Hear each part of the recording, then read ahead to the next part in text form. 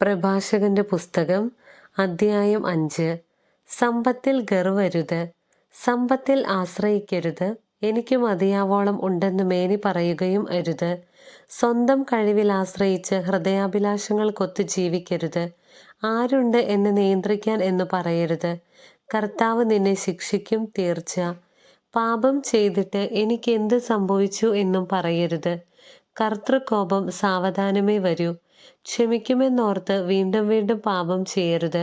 അവിടുത്തെ കാരുണ്യം നിസ്സീമമാണ്. അവിടുന്ന് എൻ്റെ എണ്ണമറ്റ പാപങ്ങൾ ക്ഷമിക്കും എന്ന് പറയരുത്. കാരുണ്യത്തോടൊപ്പം ക്രോധവും കർത്താവിലുണ്ട്. അവിടുത്തെ ക്രോധം പാപികളുടെ മേൽ പതിക്കും. കർത്താവിങ്കലേക്ക് തിരിയാൻ വൈകരുത്. നാളെ നാളെ എന്ന് നീട്ടിവെക്കുകയും അരുത്. അവിടുത്തെ ക്രോധം അവിചാരിതമായി ഉണരുകയും ആ ശിക്ഷയിൽ നീ നശിക്കുകയും ചെയ്യും. വ്യാജം കൊണ്ട് നേടിയ ധനത്തിൽ ആശ്രയിക്കരുത്. ആപത്തിൽ അത് ഉപകരിക്കുകയില്ല. നിർവ്യാജമായ സംസാരം ഏതു കാറ്റത്തും പാറ്റുകയോ എല്ലാ മാർഗത്തിലും ചരിക്കുകയോ അരുത്. കപടഭാഷണം നടത്തുന്ന പാപി ചെയ്യുന്നത് അതാണ്. നീ അറിവിൽ സ്ഥൈര്യം പാലിക്കുക. നിന്റെ വാക്കുകളിൽ പൊരുത്തക്കേടുണ്ടാകരുത്. കേൾക്കുന്നതിൽ ജാഗരൂകതയും മറുപടി പറയുന്നതിൽ അവധാനവും കാട്ടുക. അറിയാമെങ്കിലേ പറയാവൂ, ഇല്ലെങ്കിൽ വായ് തുറക്കരുത്. മാനവും അവമാനവും വാക്കിലൂടെ വരുന്നു. വീഴ്ചയ്ക്ക് വഴി തെളിക്കുന്നതും നാവു തന്നെ. ഏഷണിക്കാരനെന്നു പേര് കേൾപ്പിക്കരുത്. നാവുകൊണ്ട് കെണി വയ്ക്കുകയും അരുത്. കള്ളന് അവമതിയും കപടഭാഷയ്ക്ക് രൂക്ഷമായ ശകാരവും ലഭിക്കും. കാര്യം വലുതായാലും ചെറുതായാലും അനുചിതമായി പ്രവർത്തിക്കരുത്. സ്നേഹിതനാകുന്നതിനു പകരം ശത്രുവായി തീരരുത്. അധ്യായം 6.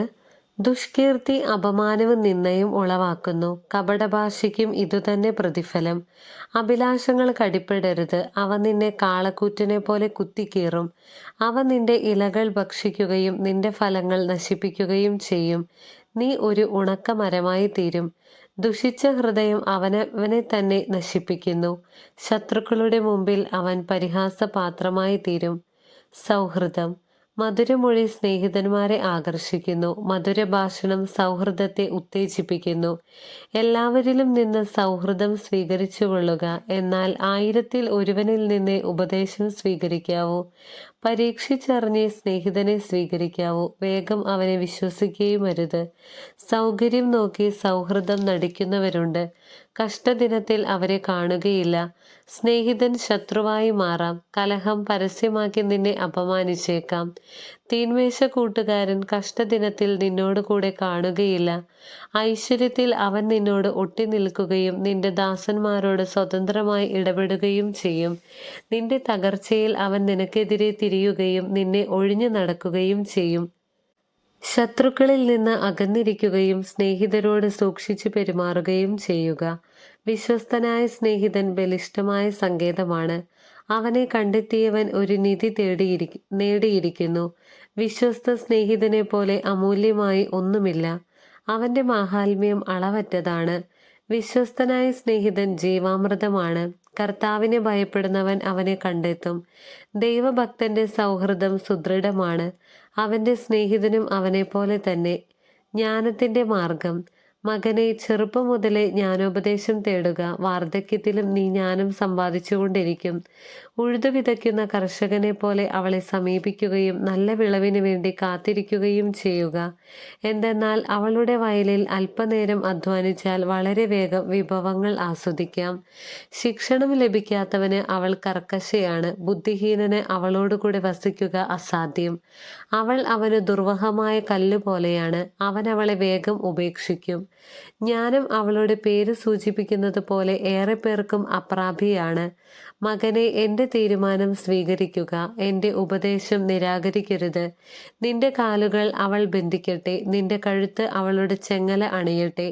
അവളുടെ നുകത്തിന് ചുമല് താഴ്ത്തുക. അവളുടെ കടിഞ്ഞാൺ കുടഞ്ഞെറിയരുത്. പൂർണ്ണ ഹൃദയത്തോടെ അവളെ സമീപിക്കുക. അവളുടെ മാർഗത്തിൽ തന്നെ സഞ്ചരിക്കാൻ സർവശക്തിയും പ്രയോഗിക്കുക. അന്വേഷിക്കുകയും തിരയുകയും ചെയ്യുക.